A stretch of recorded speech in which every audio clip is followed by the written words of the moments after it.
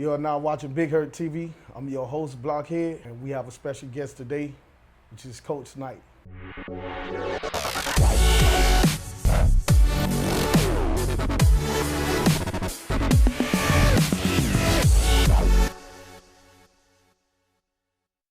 Coach Knight, how you doing? Hey, what's up, Block? How you doing, man? I'm good. I know you had a couple interviews with us, but you never had to sit down with us. No, first one. First one, okay. Coach Knight, great coach. Thank you. Got a couple questions for you. Okay. And just, we're going to go into this, and it's going to be deep. All right, no problem. And I'm asking you questions that everybody want to know. All right. And first thing, tell me a little about you, where you came from, where you grew up at, and how you get the love of football. All right, first of all, I grew up right here in the Cutler Ridge area. Back then it was called Cutler Ridge. Now it's an incorporated city called Cutler Bay. A lot of people don't know this or not, whether they know it or not. My mom and my dad, they're military personnel, and I was conceived in the military. I was born on an Air Force base. And I've always lived here in this area. Attended Gulfstream Elementary, Centennial Middle School, and I went over to Miami South Ridge where I graduated class of '86. I've also, my football career extended here in Pop Warner. I started here when I was 6 years old with the Palmetto Raiders, all the way up until I got to high school, in which I transferred over and ran track.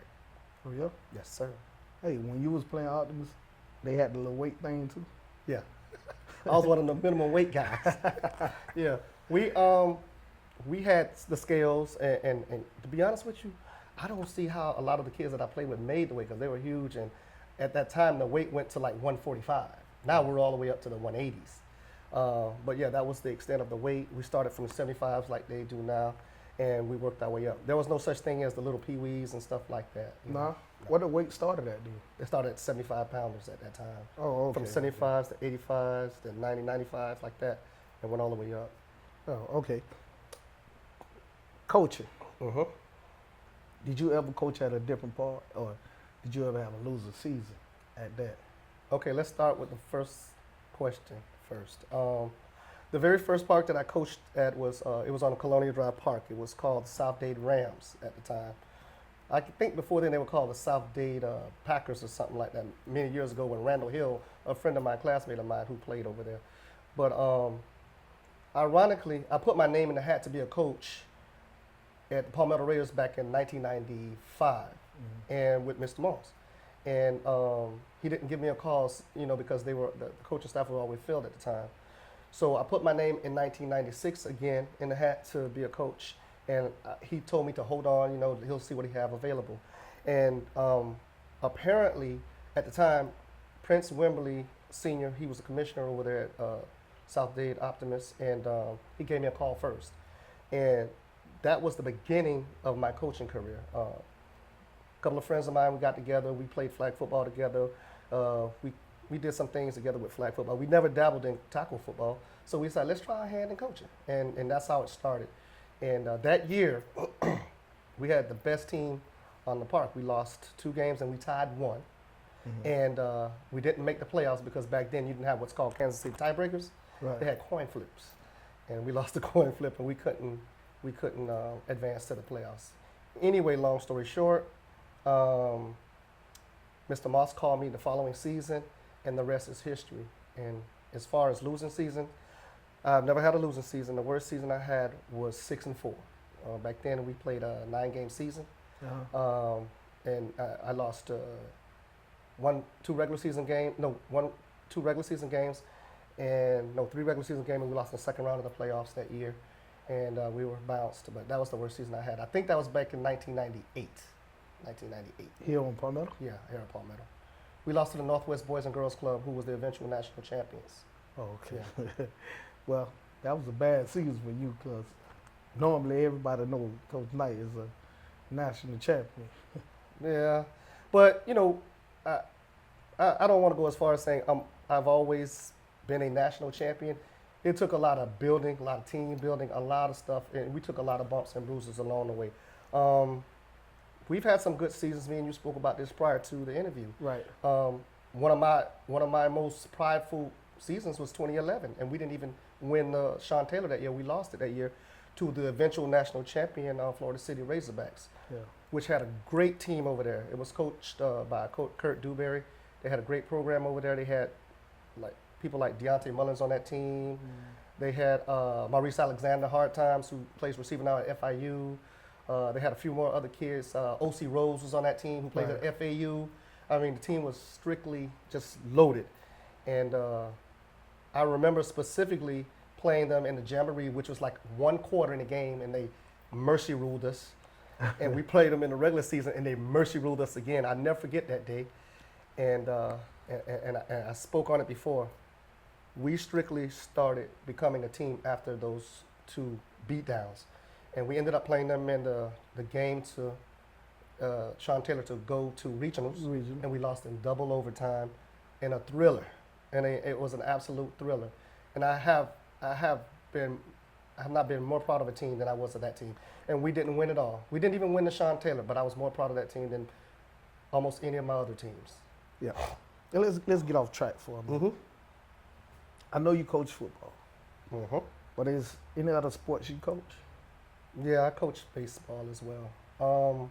Did you play baseball? Yes, I did. I played baseball here locally, which I didn't touch on. I played baseball right down here at the Perrine Corey League Park, which was recently destroyed by the hurricane. They're trying to rebuild. They're trying to rebuild it. And that's where I played baseball at. And also, I played baseball. We call it Legion ball back then. Right after, you played that ball, you travel and play Legion ball. But I didn't play baseball in high school at all. I loved the game. I coached it. My very first baseball team that I coached, I had Sean Taylor on my team. It was called the Marlins RBI League. And if you don't know what that is, the Florida Marlins created something because they want to get more inner city kids involved in baseball. So they call it RBI League, which means restoring baseball in the inner city. And I saw Sean training one day. He was 14, training one day in Colonial Drive Park. Yeah, Colonial Drive Park. That was actually fun. Right, because I used to live over there near there. And I saw him walking by with some cleats on his shoulder. I said, hey, come over here. You want to play some baseball? We were just starting the program. I said, I don't care. And we got them together, and we start building a baseball team. Now, you have inner city black kids who've never played baseball at all. Some of these kids were literally putting the gloves in the wrong hand. Yeah. And I'm trying to teach them how to play baseball. But long story shorter, we ended up going into the second round of the playoffs and upsetting a couple of teams. But those kids did really well. And that's where I started my baseball career, as far as coaching is concerned. And then I moved on, and around 1997, 98, I went over to Mr. Demps, Mr. Joe Demps over there, who's optimist, and we spoke about trying to, get these kids more interested in baseball. We need more black kids to play baseball. So I coached baseball with him a good 3 or 4 years. And of course I had my children with me, my two boys and my girl. We all played baseball together, and we all grew up together. Along with, I had another gentleman out there, Oscar Williams, God rest his soul, he passed away a couple of years ago. Brooks Brown, Mr. Brooks, he helped us out. Andre Smith lives over there in Goulds. He also coached here at Palmetto with us, helped us out. And we were just trying to keep kids in the community involved while football season was not going on. Right. But yeah, that's my extent in baseball. And then after that, I created my own baseball program here at Palmetto Raiders. We created our own league. Yeah. You'll be coaching baseball this year? No. See, we stopped doing it a few years ago because what happened one day, I ended up coaching 4 teams by myself. What? Yeah. I had the 7 and 8-year-olds, 9 and 10s, 11, 12s, and I had a girls softball team. So I told everybody this story once before. I woke up one morning, 6 o'clock in the morning. I didn't get home till 6 that evening because I was coaching all these teams at one day on a Saturday. And it was just too time consuming, too taxing on us. So I got parents to help me out. We made it through the season, and then I passed it on to other people to start doing the program. But, as time goes by, their kids grow out of the program, so they leave. And there was nobody else to take over the program. We still have plenty of baseball equipment over there in our storage tank right now waiting to be used. Was you the GOAT in baseball? Nah, I just did that for fun. But we had a lot of fun. We didn't lose very much. We were always competitive. Right. We played in the Ruby George League over there in Homestead. We played at McMillan Park where West Kendall Dolphins played. We played in that league. We played in against Flagami, those teams that play at Brother to the Rescue Park over there. We did really well, especially against kids that play since they're like 3 or 4 years old. My kids, I was just getting them off the street trying to play, and then they just came into their own. Let's go to you teaching Okay. at Southridge. Okay. It's a hell of a thing that you do with the kids. Mhm. Could you get in details with me? What on I that? do at Southridge? Yeah. Okay, first let me proceed by saying that this is my 27th year teaching. I started 27th year teaching, not at Southridge though. But I started at Hiley Elementary. okay. I started in Hiley Elementary in 1991. I was a physical education teacher there. And 2 years ago, a spot opened up at Miami Southridge, which was offered to me. Okay, it was it's called the OJT DCT program, which is on-the-job training and diversified corporate training, which means I'm the work experience teacher. It is an elective class. Kids do not have to take it. Oh, Okay. okay. But there is a service industry test that goes at the end of it where kids can, actually get their on accord for it and stuff like that. What I basically do is we go into the community, we help kids find jobs if they don't have a job. Mhm. Okay, we get on mailing lists, emailing lists to help kids get a job. We teach them life skills. We teach them, we do mock interviews in class, teach them how to interview, teach them how to dress, how to speak, how to work with people in difficult situations. We teach them how to build resumes, what not to put on a resume, what not to do, how to answer the phone when people are calling you, how to be professional. Okay, that's what I do over there. I'm no longer a PE teacher, which I do miss, but I don't miss that sun at all. But along with that, I also the head coach of the JV over there at Miami Southridge, Right. and I assist on the varsity. And me and you were speaking about this before. There's a difference between coaching kids in high school and coaching the kids in Pop Warner as far as attitudes are concerned. Okay? Yeah. And we'll get into that a little bit later if you want. Yeah, but why they so humble in high school than Pop Warner? Okay, since we want to get into it, Yeah, I'll tell you. you. In high school, they're not as humble as you would think.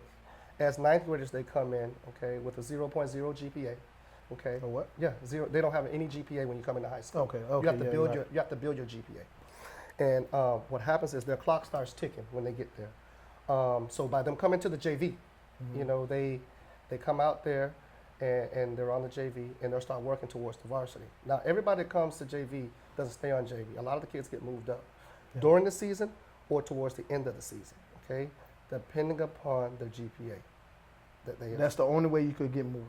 Well, Not because they're an athlete or anything like that. no. You get moved up because of your athletic ability. If you know Okay. you're not, if we know that we have an influx of kids up top and you're not going to play, okay, you don't get moved up automatically. You remember, JV is a very condensed season. We only Well, play 4 or 5 games. Why is only that many games? Well, that's the way it's always been in Florida high school sports. I don't understand it myself, but because of where we live, because of the weather and stuff like that, a lot of games get canceled because of lightning, because of weather and stuff like that. Do y'all make them up? Never, What? never. For And games? we've actually had since I've been there, we've had a game or two canceled. Because of other reasons, teams have pulled out and canceled games. But you got to understand, everybody doesn't have a JV program. Right. And everybody doesn't follow a JV program. Last year I had 72 kids on my JV program. That constitutes sometimes. You said 72? Yeah, I had 72 kids on my program, Wow. and they all played. And what I'm trying to tell you is that there's some people that don't have 60 kids on their varsity program. Okay, we had 55 on our varsity last year, and I had 72 on my JV. And out of those 72 players, 18 of them got moved up to the varsity. Oh, that's a good percentage. Yeah, 18 of them got moved up. All of them didn't play. I had a couple of kids that they started with me in JV for the first couple of weeks, and they went straight to varsity. And they either were injured or they just went into and got playing time. Oh, yeah? Yeah. So the JV supposed to prepare you for the varsity level, Correct. but you only get 4 games? Yeah. But you got to understand, too, the regiment that goes on in the summer with the 2-a-days. You got the weight room that's getting you prepared. Mhm. You have the work outside, the cardio that's going on outside that's getting you prepared. Not to mention the work that we do outside on the field. as far as the structure of the system that we're trying to implement and stuff like that. Yeah, it's getting you prepared. But what I'm trying to tell you is that those kids from JV, a lot of them are not going to be playing right away. No. At least that's how it was the last couple of years I've been there. Okay. In school, and like in a mall or anywhere, do they call you Coach Knight or Mr. Arties No, or they call Mr. Knight? They call me. I made this joke the other day. I said, anytime you hear my name Arties being called, it's somebody that's related to me or somebody that went to school with me.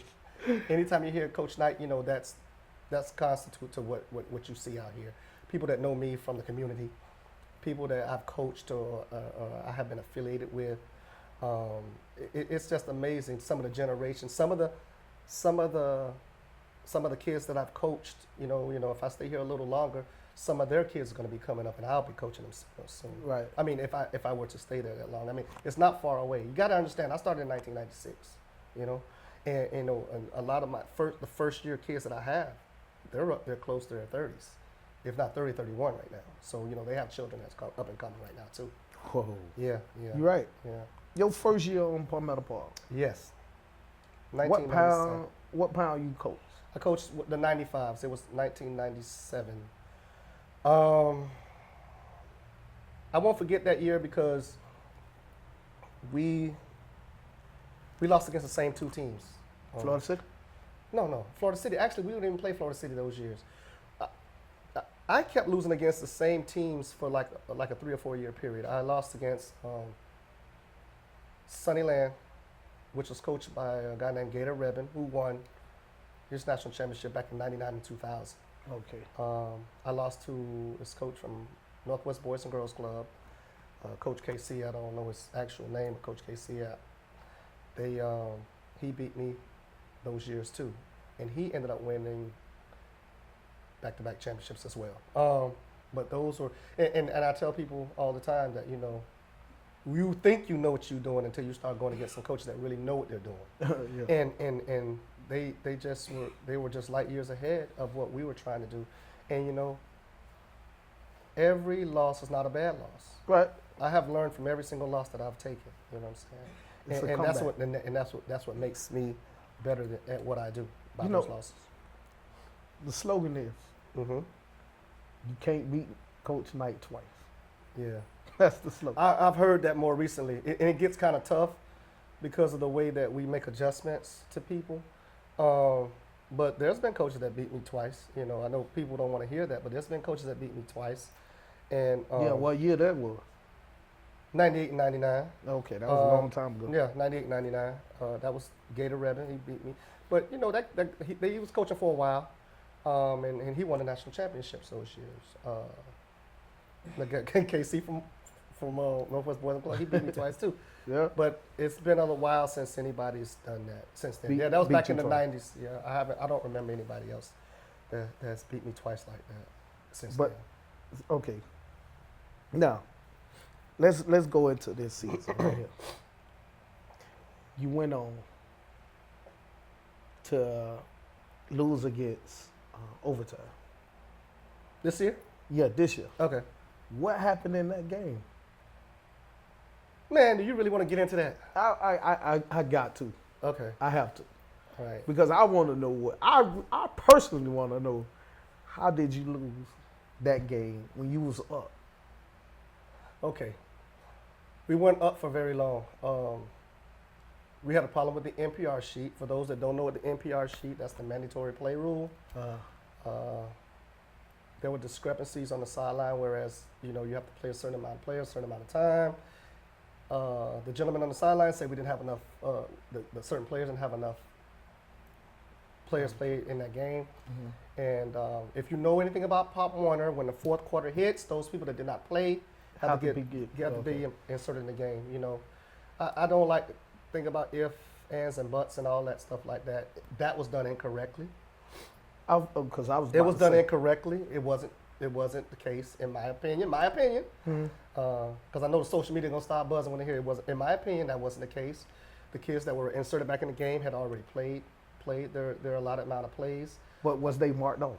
No, they weren't, and that was our fault. And so, the rule goes this: whatever the NPR person says goes, and that's the way it is. No, they weren't. Usually we would have an assistant coach on the side of the person doing that sheet, and we did not have that. We were position coaches were in place coaching the game. If you were out here and saw that game was like that thing was bigger than a high school game. I mean, It was just so many. There was no places to park here, and it was just like so much going on. And that's just one item that happened amongst other things. Because me personally, Coach, I was like, man, that was a rookie mistake Coach Knight made. If he didn't put them players in. We've done that for years. We don't make mistakes like that. It was just an error that was made, and I don't really want to get into it, but that wasn't the cost of the loss. That wasn't the cost of the loss. It was an accumulation of things. The referees made a couple of calls that were in question. I tell the kids there's 3 things we can't control: the weather, injuries, and the refs. You have to play through all 3. And we basically had all 3 except for the weather issue pop up that day. And we had to play through it. The referees made a questionable call on a punt when the switching of the fields. The kids going in the 4th quarter. You know, if you really think about it, the game was pretty close. We were doing pretty well, and Overtown have an explosive team. Great players, tremendously well coached, and they did what they were supposed to do. They capitalized on our mistakes. Right. And they scored 2 touchdowns, and we timed it. I think it was like 2 minutes and like 13 seconds. Yeah. They scored 2 touchdowns, kicked one over, and then we still had a chance to win. Yeah. And this is the other part. You know, we had another chance to win. We threw a flat, and we threw a bubble pass, which was a double pass. We scored, got a blindside block. The referee called a blindside block. That was a called it back. That would have tied the game up and could have possibly won it. That was the first to the last play of the game. We had our opportunities. But I say to this day, that is the best loss I've ever had. That is the best loss I've ever had. It taught me a lot. It humbled the kids, because if you would have saw them before the game, they thought they were invincible. Mm-hmm. You know, Tom Brady could have came in here. They said they were going to beat his butt. You know, that's how you know how big their head was at the time. You didn't look too worried with that loss. No. And I was telling people, hey man, that's a sign. Y'all better look at it. No. Coach Knight coming back now. No, I was just upset that some of the things that we did was taken away from us. Didn't give us the opportunity. Don't get me wrong. I was mad. I was mad at the fact that we lost the game. Nobody's happy over a loss, but I learned from that loss, and it helped us. It helped us get better and grind towards our ultimate goal. You know, so. Okay. Why? Okay. Same season this year. Mm-hmm. Why was the Ghouls games so intense against you? Well, first of all, you have to understand, Ghouls and Palmetto Raiders have a neighborhood rivalry. You just can't stop that. These kids go to school together. Right. They play throwback in the street together, you know, during the weekdays. They go to parties together, you know. They ride dirt bikes together. They do all this stuff together, but then they go to separate parks and they practice with other teams. Okay, that's a rivalry. They want to beat their friends. I tell people the same thing. There's 2 games that I don't have to get my kids hyped for, and that's Ghouls and Overtown. We don't have to get them hyped for those games. That's because once the week for them to play, it's like they build up. They come to practice early. Mm-hmm. They stay at practice late. They're intense. They want to win. You know, and it coupled with the fact too that there are a couple of our players too who was on our national championship team prior to 2018, was on 2017. They went to Ghouls to play on that team, and they felt that maybe, you know, they had a better chance of going back to the national championship by playing over there. So, you know, that also intensified the rivalry some. You know, that's why it was so intense. The first game that we played against them, it was so intense. I just didn't believe it. You can cut the tension with a knife when you went in there. It was just like really incredible. But at the end of the game, everybody decompressed and like, hey, it was just a football game. You know what I'm saying? Yeah. Kids got together, we ate together. It was cool. But you know, last year, first game was that first game of the season. Yeah, we lost 12-0. Yeah. Yeah, I remember all our scores too when we lose. Yeah, we had a lot going on that day too. We got a touchdown call back early. We had weight problems, kids cramping up, and don't get me wrong, the team was good. They were better than us that day. They beat us. It was intense. It was just a neighborhood rivalry. It was intense, and they beat us. Okay, they beat us. They got us good at the right time for them. They got us good at the right time. But like I said, I've always found a light at the end of the tunnel with a loss, and Right. my staff, I just want to put it out there that we like to say that we are the king of adjustments. We like to make adjustments. Yeah. We try to see what's going on, what we did wrong mostly. When we find out what we did wrong, that's how we start with our adjustments, and then we can find out what they did right, and then that's where we make the adjustments from based on that. But this season you didn't lose the Ghouls at all. No. We just felt that we had a better team. Even though you had players that was on your national team last year Right. that went over there. Right. We just felt that some of the kids that came over to us, if not better, they were just as good. And we had a good chemistry that came over, that bonded with us. We felt that some of the kids, that we really understand the fact that the kids that went to other parks to play, not only Ghouls, some kids went to Florida City. Right. People don't know that. A couple of kids went to Florida City. Some kids went to another league and played. People don't understand that either. You're going to give people that are disgruntled. Mr. Moss gave me a book for my birthday about 10 years ago. I don't know if he even remembers. It was a book about this big. I have it. It's in my classroom right now. It sits on my little table. And I read an insert out of it every now and then. It was by Don Shula. And one of the very first inserts that I read out of there, it says, if you try to make everybody happy on the football field, you will never be successful. And that's what you live by. You know what I'm saying? Mm-hmm. You can't make everybody happy, no matter what you do, how good you are. We won a national championship last year, 2017. People were upset, disgruntled.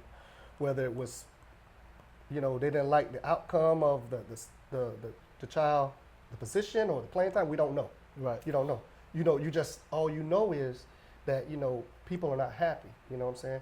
And if you're not happy, you don't stay. Nobody wants to stay where they're not happy, and I understand that, and I can deal with that, and that's what you got to understand too. I can't, and I try hard. I try to make people happy, but you just can't. Right. You can't. I'm still on Ghouls. I see that. In regular season the score was I think 18. We made one. I think it was 20-0, maybe 18-0. I'm not sure. Right. Maybe 18-20. I don't know. I forgot. Okay. Playoffs. Mm-hmm. They came back and played you in the playoffs. And we beat them only 8-0. Only 8-0. Uh-huh. What was the problem with that game? It wasn't a problem. They had a good coaching staff that made adjustments. You know what I'm saying? And what happens with people when you make adjustments? You got to understand. You got to make adjustments, but you got to account for them making adjustments too. Right. You know what I'm saying? Which we probably didn't do as much as we should have. They came out. The defensive coordinator, I think that's Herc, came out with an excellent game plan. You know what I'm saying? Excellent game plan. And what happened was that, they were sending a lot of people that we couldn't block. So we had to try to make adjustments with that. You know what I'm saying? And, you make adjustments from Pop Warner to high school to college to NFL. You make adjustments. You try to do what they expect you not to do. And that's what they were doing. I can go into depth and say, okay, we fumbled the ball, we did this. They made us do that. But that's part of football. That's part of football. But they made us do that. It's not like we made mistakes. I'm trying to give credit what credit's due. We made mistakes on our own. They made us do that. You know what I'm saying? Right. But if you want to be a champion, you have to be resilient. I said it at halftime, and I think that you guys probably captured it on tape. I said to the kids from day one, there's only one team that scares me. And there's only one team that can beat us, and that was us. Oh, okay. I said that, and that was us. That was us. And I felt that way. And if you, as a head coach, don't feel that way, then you don't have much confidence in your team. Okay? Right. I can't say that this team scares me. This team scares me. If you're a head coach, no team should scare you. If you know what your team is capable of. You know what I mean?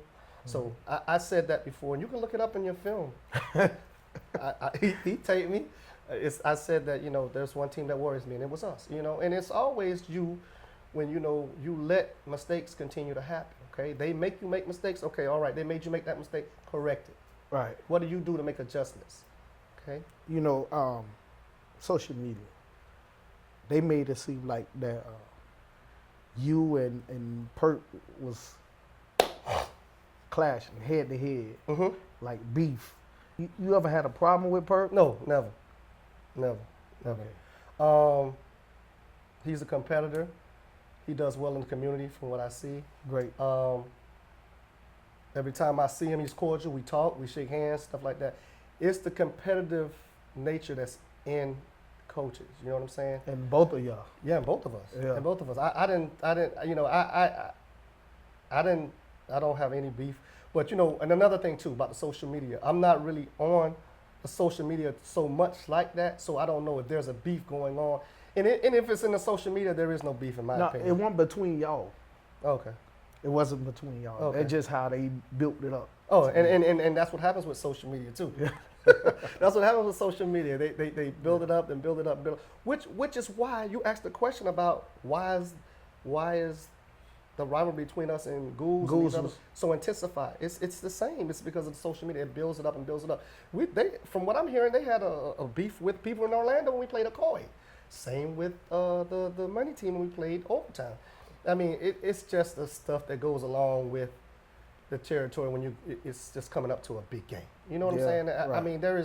I mean, in the grand scheme of things, I say this speech at the end of the year in my banquets when I get ready to introduce my coaches and give them their awards. The greatest gift that God gives you in the world is your time here on earth. And if you're volunteering your time here on earth and you're giving it back to those kids, I love you for that.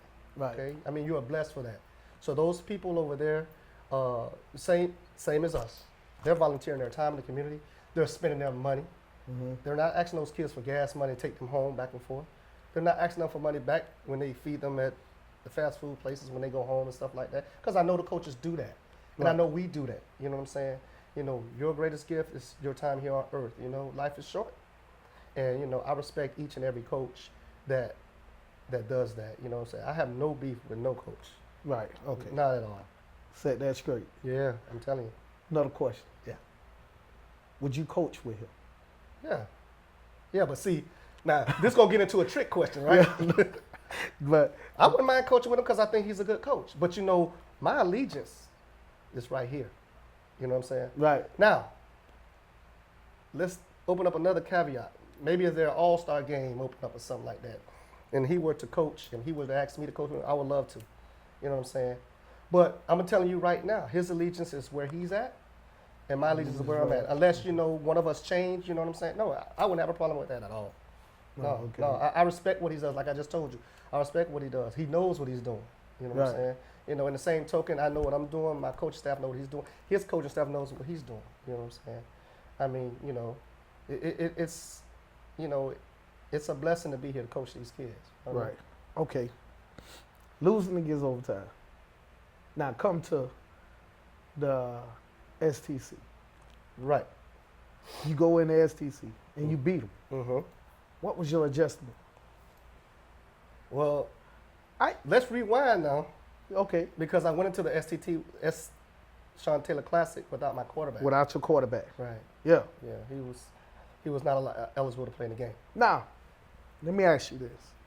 You had a backup quarterback, right? Mm-hmm. Usually, you have a backup quarterback, right? You would have, let's just say, NFL style. Mm-hmm. We're not going to go out there and throw the ball. No. Now, you went, I think that was the third play. Yeah, it was. It was third down. It was third It down. was the third play again. And you put the ball in the air. You put all your confidence in that quarterback. Mm-hmm. Put the ball in the air. And that was a big play of that game.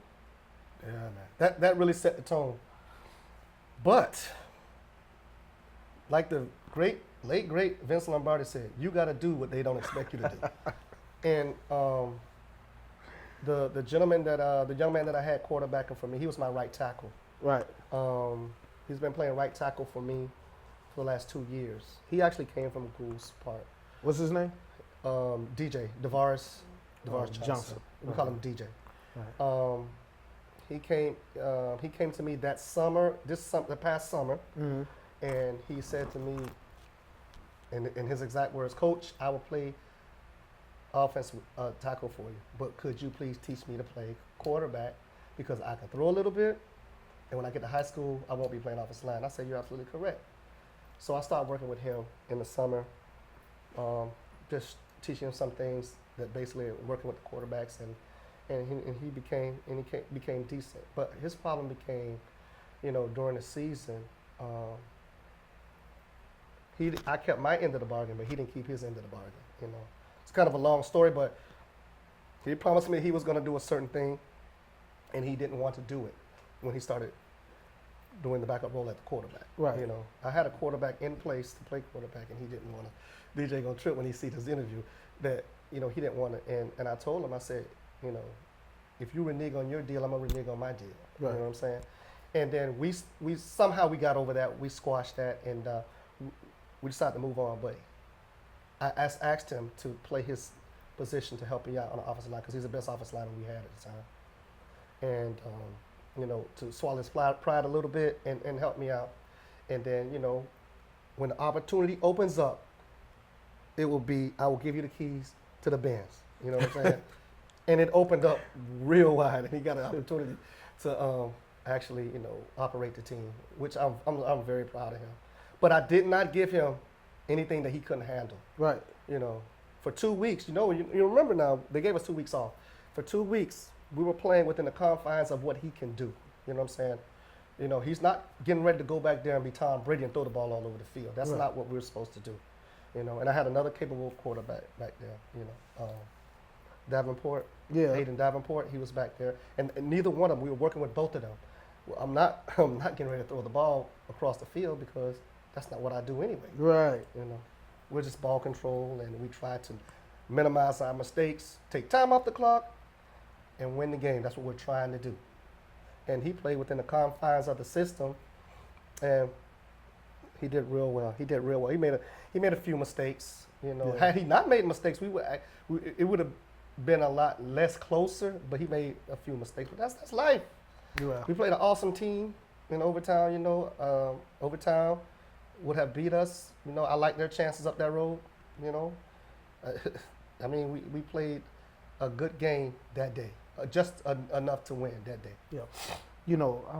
Defense you was running. Mm-hmm. The defense you was running in the regular season, the receiver from Overtown, he was killing you. The quarterback had too much time back there.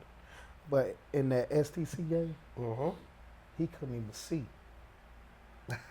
Well, it's like he was bringing a kitchen sink. Yeah, we were discussing a lot of stuff that we were doing, and like you said, we have to be the kings of adjustments. You know what I'm saying? Right.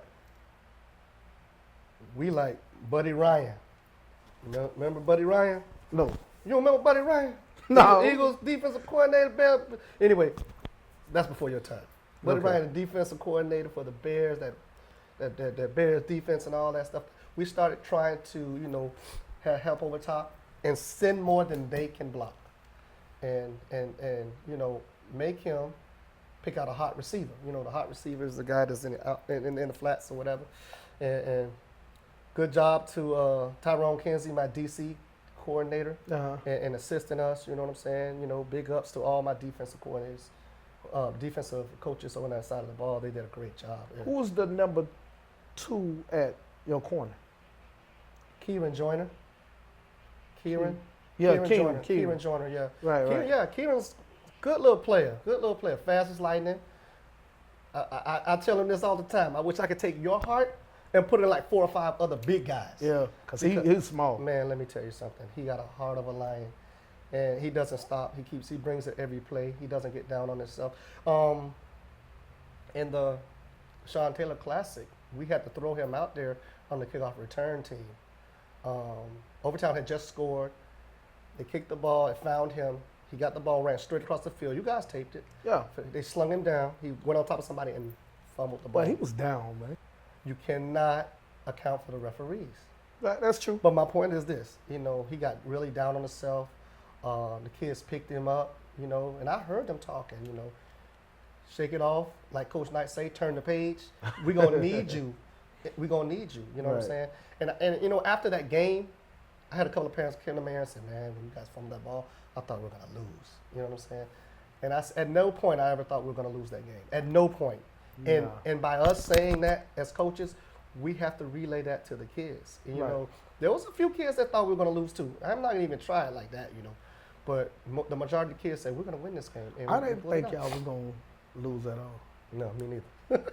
Me neither. I really thought that we had it under control. I just thought that a lot of things were going our way. I thought that Overtown was seriously explosive. At any point, they can score. Yeah. Well-rounded. I love their quarterback, you know. The receiving core are awesome. Those kids are going to be factors at the next level. Number 4, I mean, beast. That number 4 is a beast. But let's talk about your number 9. Number 9. Amen. Almond. Mackey. Nah, that's beast. Yeah, he's actually a funny kid, you know, when you talk to him. He's one of the good humor guys. He makes us laugh all the time. But never have I met a kid, you know, that is so undisciplined, but yet unstoppable at the same time. But his thing is this. He's going to jump all sides 3 or 4 times. That's a given. Yeah, because he want that ball to. I leaned him more 4 times jumping all sides of the game. That's a given. But he's going to get to that quarterback, and he's going to sack them for a 10, 12-yard loss. He's going to make up for what he did. Yeah. You know, he's one of the very few kids, too. He's probably the only kid that I've seen all year long that never, ever thought we were going to lose. Because I talked to him on the sideline. I talked to them. I see what their mind is. I look at their eyes. Yeah. I see their feelings. You know, what's going on? He's like, we got this, no problem. I mean, he's never nervous. I've never seen a kid never nervous. He's just never nervous. He's just got that self-confidence about himself. Man. But yeah, he's going to be a factor at the next level. You think he's going to be standing up or he going to be down? You know, me and my coaches spoke about that the other day. They said, nah, man, he's too skinny. He's going to be standing up over there, maybe Jason Taylor. I said, what's wrong with him being inside? I said, what's wrong with him putting weight on, you know, and going inside? I mean, he has the skill set, and he's strong as an ox. I mean. He's real strong. Look, man, you know. His daddy natural strong. His dad, I heard. I haven't seen him, but I heard he was a beast, too. Yeah, he was a beast. But my point is that what's stopping him from going inside? You know, it's all what he wants to do. Right. You know what I'm saying? He still has another year to figure it out. You know? Hey, what about number 5? What's his name? You're talking about Amir Foster. We call him A5. Amir. A5. Big interception. Yeah. Great interception at the end. You know what I'm saying? He ain't gonna like me for this, but you know, if he start listening to the coaches, they wouldn't even got down there at the end. You know, but you know, he's a riverboat gambler, man. He takes chances. He takes a lot of chances. Back in the day, there was a guy that played for the Miami Dolphins, played for Florida State, and he played for Green Bay. Tyrell Buckley. Yeah. T-Buck. He cornerback. Riverboat gambler, man. He just take chances. You know what I'm saying? And you know, his chances, you know, it helps us more than it hurts us. You know what I'm saying? Right. He has a good knack and a good sense for the ball. He knows where the ball is. You know what I'm saying? You know, sometimes he can be stubborn, which is what he probably did a little bit earlier. You know what I'm saying? You know, we tell the kids, listen, we put you in place to succeed. If we put you there and you fail, it's on us. But they don't want to hear that because they feel if they fail, they ain't going to say nothing to us. They're going to say it to them. And, you know, sometimes they take chances like that. Man, great. I don't want to take anything away from what he did. We call him A5. Tremendous job. I enjoy coaching him. Great athlete. You know what I'm saying? He wants to do everything. You know, coach, let me play quarterback. Coach, let me do. funny. But you know, great athlete, and he has a skill set to do a lot of stuff. So he wants to initiate himself in doing those things. But you know what? You got 2 great players on your offense over the ball, which is number 24 and number 3. Yeah, L.A. Miller is number 24. We call him L.A. His real name is Levy Miller. Beast mode, as most people know him. One of the most humblest kids I've ever seen. Do you think he will go to the next level to play running back Yes. in high school? Yeah, and he can probably play linebacker at the next level too. He's just that good. That's fast. I just think, yeah, he's fast. He's tremendously fast. We're gonna have him running track this summer. LA's a good kid, man. He can do whatever he sets his mind out. He's just, very antisocial kid until he gets to know you. He might speak here, here and there every now and then. He really reminds me of one of the kids I used to coach. CJ. He plays for the University of Florida right now. Right now? CJ Henderson. Okay. Plays cornerback for the University of Florida right now. He played at Columbus. Played here at Palmetto Raiders with us. Very quiet, unassuming. Don't say 2 or 3 words. You know what I'm saying, during practice. But when he does speak, you have to listen to him, because he's telling you something that you need to know. He doesn't talk often, and I'm serious, because in the game he'll tell us this. Coach Knight, he'll tell me that, Coach Knight, there's a guy that's blitzing off the weak side that we can't pick up. What do we do? He might say 1 or 2 words the whole game. Right. And we have to make those adjustments.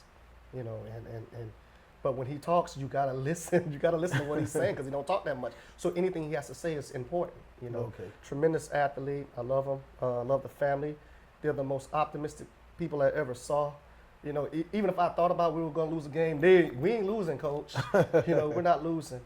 And the last one, J3, call him Jay Breezy, Jalen Brown. Jalen Brown. Yeah, Jalen's a tremendous athlete. Great kid. Seems like he's growing every month and getting taller and taller. Yeah, because last year he Yeah. he won that size. No. I got a picture, and I'm going to show his dad probably. I got a picture when I took with him at the end of the Nationals last year. I had my arm around him like this. Mm-hmm. And then at the end of Nationals, I got my arm around him like this. Because, he's just like inches and inches taller. Good kid, born leader. Tremendous athlete, 3-sport athlete. I said this before. He's running track this year. He's going to run that 200. Probably. I know that 400. He's going to do that long jump. He wants to play basketball, and he's going to make his money playing football. Now, please don't ask me what position he's going to play, because he's an athlete. He's an athlete. I think personally, he'll be better served being a wide receiver. Oh, yes. I think so too. A wide receiver, and he can get back there and he can throw it too. But when you have athletes on the field, just like when Deion Sanders and all them played, you got to keep your best athletes on the field. To win, you just got to. His dad, #1 fan, always supporting him.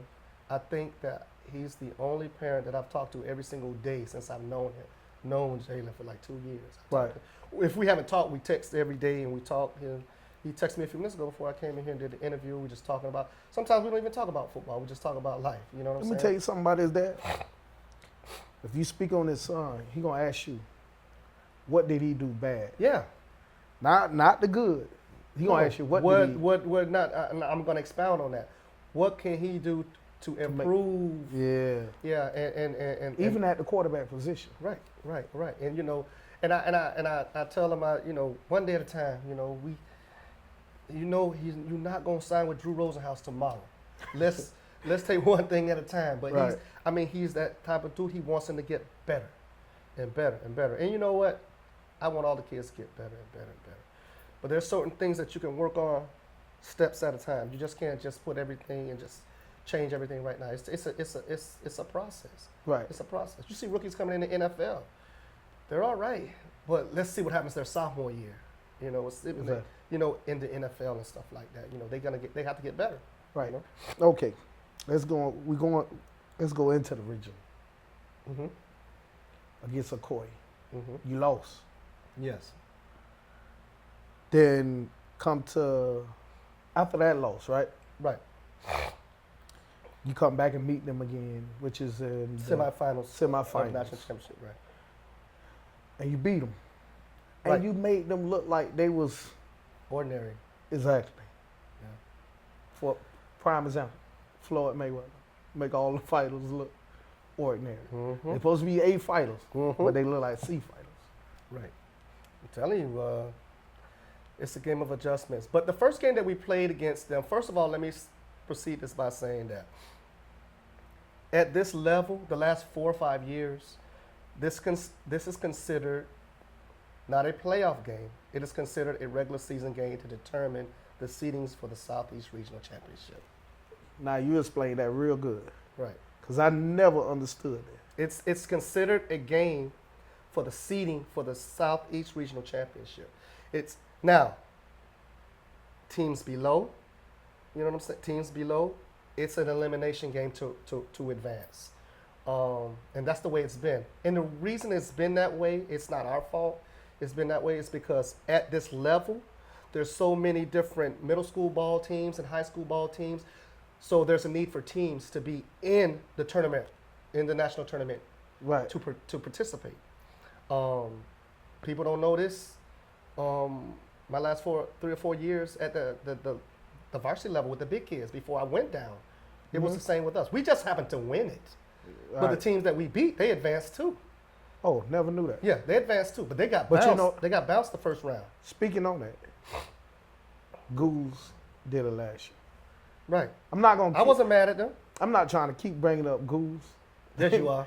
Nah, but Yes, you are. all I'm saying is they was the first one that I seen do it. That you've seen doing it, but it wasn't the first Right. one to do it. That team that was 155s last year when we were 135s, they advanced too. It was Pine Hills and them. They both were going to advance regardless of the fact who Okay. won the game. So y'all It was knew for that from the seeding. beginning. It was for seeding, and yeah. Did you tell your players that? And that's a good question. No, I didn't, but they knew. And why did they know? Because of what? Social media. There you go. and that's another factor that contributed to my kids, not doing what they're supposed to do, not showing up to play, Right. not coming with energy, Mm. playing flat. No excuses, we lost. They beat our butt.